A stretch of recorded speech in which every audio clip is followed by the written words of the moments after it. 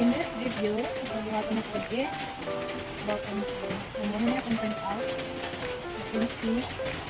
And akong gamiton ng mga materials or 58mm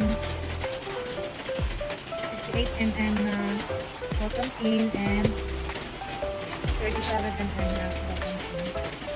So, tapos ano siyang ikat.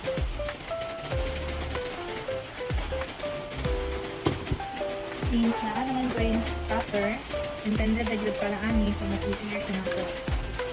Ano siya sa 58 and ano siya 37. So, mag-cut sa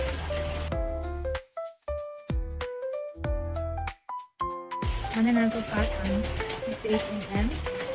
This time, pwede na po mo 37mm. Mana po po cut sa 37mm.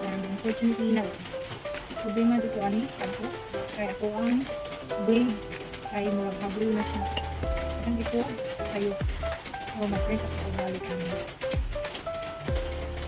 Since okay na nga itong mga materials, yung machine, cut print out, ay mga molds, ay mga balls, ang sugod na tao, press.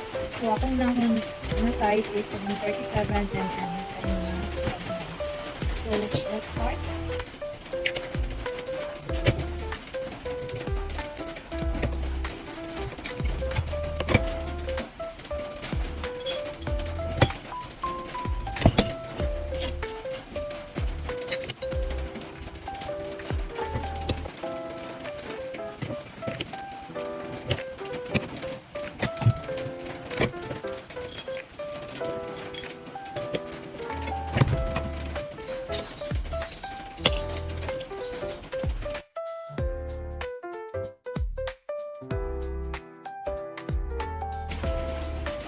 Tapos yung mga napo-print ang 37mm, proceed siya sa 58mm.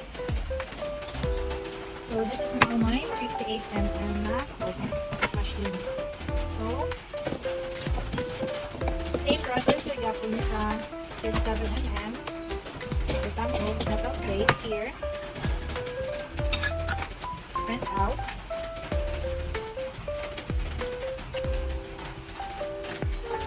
Printouts and film, transparent film, and then rotate and press. Once na press, butang pin and rotate and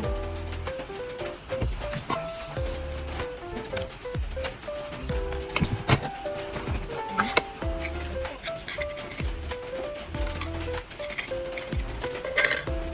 Process or Japon, balik-balik lang. Since okay na pa na itong materials, let's go to the final process. Manin na itong button pins and manin na ito ang backing. So, ikat ito niya siya.